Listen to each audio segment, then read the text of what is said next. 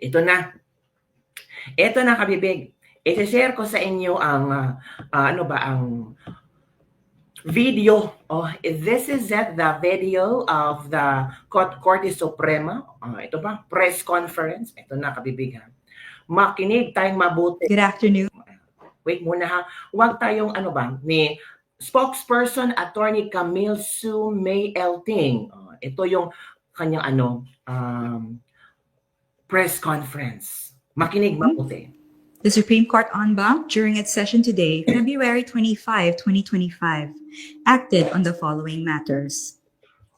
In the case of Sara Duterte versus House of Representatives et al., Vice President Duterte filed a petition for certiorari and prohibition with a prayer for a temporary restraining order, or TRO, seeking to nullify the fourth impeachment complaint against her.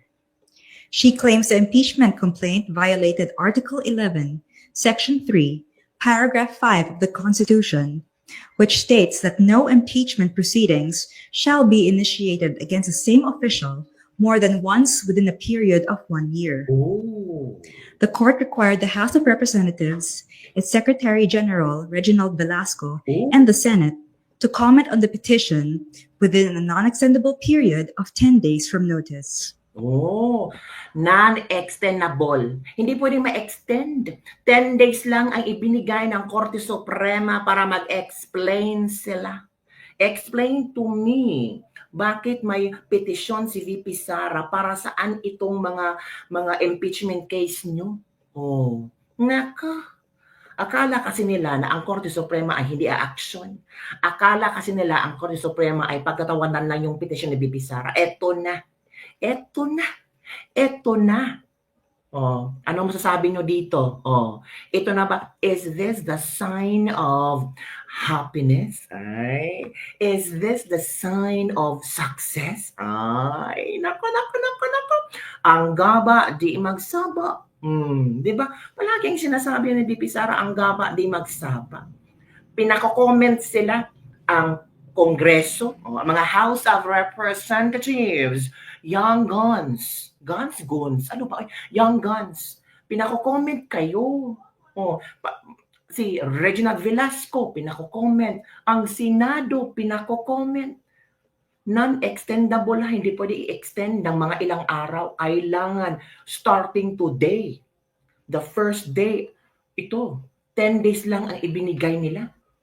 Ano kaya ang magiging reaction nila dito, mga kabibig?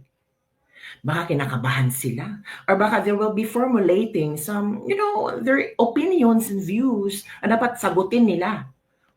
Itong petisyon ni VP Sara, ano masasabi nyo? May ba itong mga kanyang reklamo na ipasa walang bisa ang impeachment case? Anong masasagot nyo dito? Meron ba kayong pruweba na pwedeng hindi hindi mabasura? Pero feel ko talaga, makabibig pa. Ibang aking nararamdaman ngayon. Nakikita ko sa aking bulang kristal, na mababasura itong impeachment case ni VP Sara. What do you think, mga kabibig? Mabasura kaya ito? Anong iyong pakiramdam? Kasi alam natin, we have our own instinct, right? You and me and all of us, we have our own instinct regarding this story, di ba? Natural si VP Sara, hindi talaga yan magpipetisyon kung walang nakikitang mga lapses. Sino bang abogago? Sino bang abogaga na hindi gagawin ang lahat? Kung ako ang abogado, kung ako si VP Sara pa, tapos abogado ako, alam ko ang batas, tapos nakita ko yung impeachment nila sa akin, tapos ang daming mga lapses, anong gagawin ko? Uupo lang ako? Tatawa lang ako? Ay hindi. A-actionan ko ito. Diba? These lapses can be detrimental to the impeachment case. Can be a reason na pwedeng mabasura ang impeachment case ni VP Sara. Abogado si VP Sara. Hindi basta-basta ang abogado. Diba, kabibig? So ngayon nataranta na sila. Diba? Nag-comment si Velasco. Alam mo ba kung ano ang comment ni Velasco ngayon? Ako, ito lang talaga ang comment ni Velasco. I will wait for a copy before I comment. ito lang ang comment ni Velasco. Alam mo naman, 'di ba? So bawal mo na silang mag-comment kasi hindi pa siya naka-receive ng kopya. So ito ang komento ni Velasco. Ayan ha. Kita niyo naman. Kita niyo naman hindi ba nasa doon kita o siya? Kita niyo naman ang comment ni Velasco. I will wait for a copy before I comment. Nako sir, maghintay ka pa ba ng kopya? May press con na. Hindi ba sapat ang press con? Well, that's their rights, di ba? So kailangan lang pag-isipan, kailangan lang maghugot kung saan sila huhugot ng pwedeng irason nila na kailangan ipagpatuloy ang impeachment case ni VP Sara. The Supreme Court gave them non-extendable 10 days. Di ba? So hintayin natin kung ano ang magiging sagot at kung ano ang desisyon ng Korte Suprema. Kay VP Sara pa lang to ha. How about yung mga Mindanaoan lawyers? 'Di ba? Ang Mindanaoan lawyers nagsampa din ng petisyon tungkol sa impeachment case ni VP Sara. Itong press ko na ito, itong news na ito ay yung petisyon ni VP Sara. 'Di ba? Nagpetisyon din si VP Sara. Wala pang reply ang Korte Suprema sa petisyon ng Mindanaoan lawyers. Diba? Ano sa palagay nyo? Ito, mga kabibig. Ito lang ang napaka-sakalam lang, mga kabibig. Sakalam na sakalam, bam-bam. Ito naman ang komento ng lawyer, legal counsel ni Vefi Sara. Vefi.